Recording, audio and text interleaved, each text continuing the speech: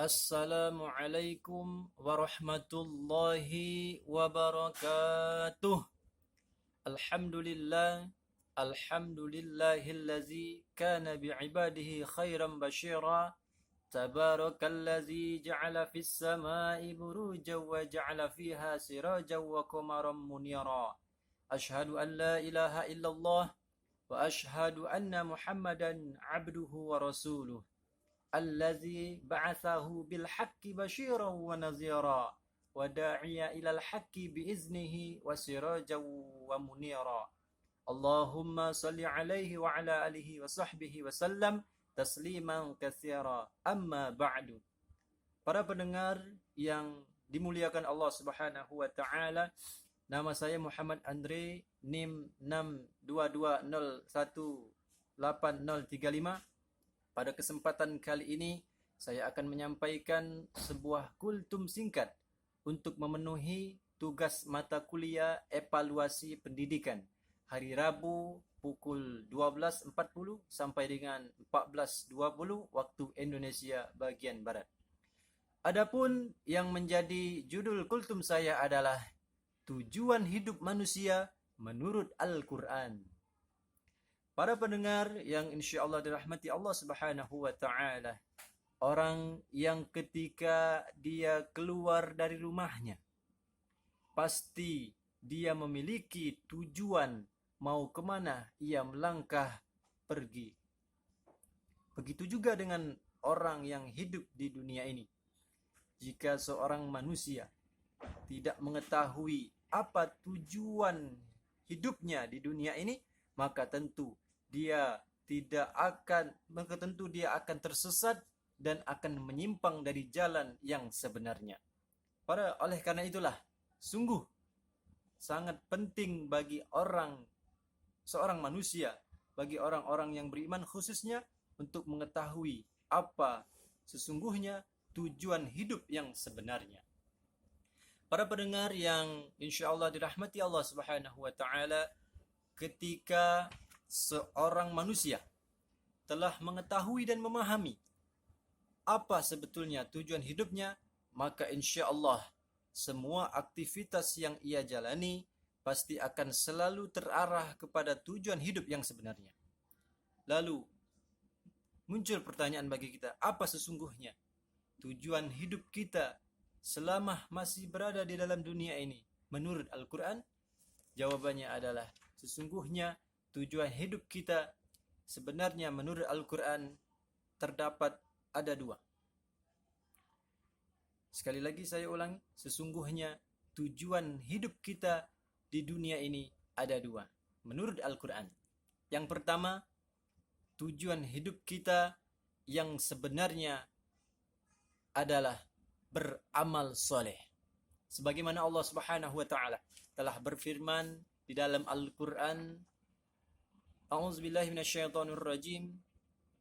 Allazi khalaqal mauta wal hayata liyabluwakum ayyukum ahsanu amala wa huwal azizul ghafur.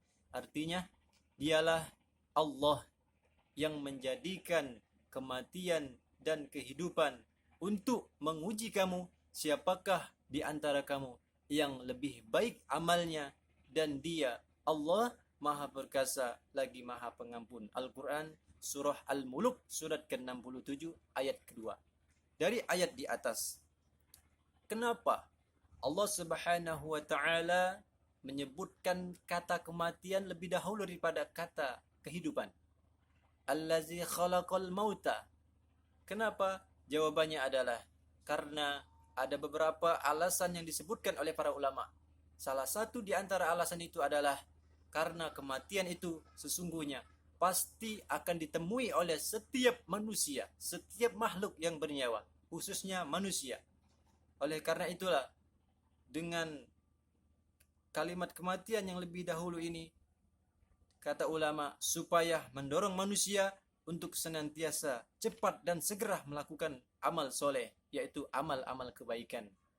Yang dimaksud dengan amal soleh menurut para ulama adalah amalan yang berkaitan dengan sesama manusia, yang dilakukan dengan ikhlas karena Allah Subhanahu wa taala, dan amalan yang memang benar selalu mengikuti petunjuk-petunjuk Nabi Muhammad sallallahu alaihi wasallam. Maka itulah tujuan hidup manusia yang pertama, yaitu beramal soleh. Para pendengar yang insya Allah dimuliakan Allah Subhanahu wa taala, kemudian tujuan hidup manusia yang kedua adalah senantiasa beribadah kepada Allah Subhanahu wa taala. Sebagaimana Allah Subhanahu wa taala telah berfirman di dalam Al-Qur'an, A'udzubillahi minasyaitonir rajim, "Wa ma khalaqatul jinna wal insa illa liya'budun." Yang artinya, dan tidak aku ciptakan jin dan manusia kecuali untuk menyembah kepadaku, kata Allah Subhanahu wa taala. Quran surat Az-Zariyat surat ke-51 ayat ke-56. Para pemirsa sekalian, para pendengar yang dirahmati Allah, dari ayat di atas maka telah jelas bahwa tujuan hidup manusia yang kedua selama masih berada di alam dunia ini tidak lain dan tidak bukan kecuali hanyalah beribadah kepada Allah Subhanahu wa taala.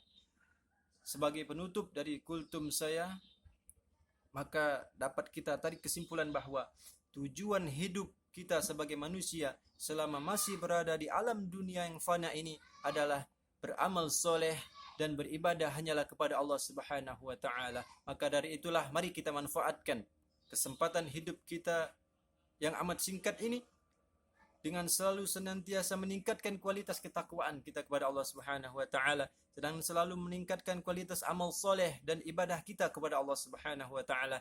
Dan mudah-mudahan dengan itu semoga kita semua dibimbing oleh Allah Subhanahu wa taala sebagai orang-orang yang bertakwa kepada Allah Subhanahu wa taala. Amin ya rabbal alamin. Demikianlah kultum yang dapat saya sampaikan di waktu yang amat singkat ini.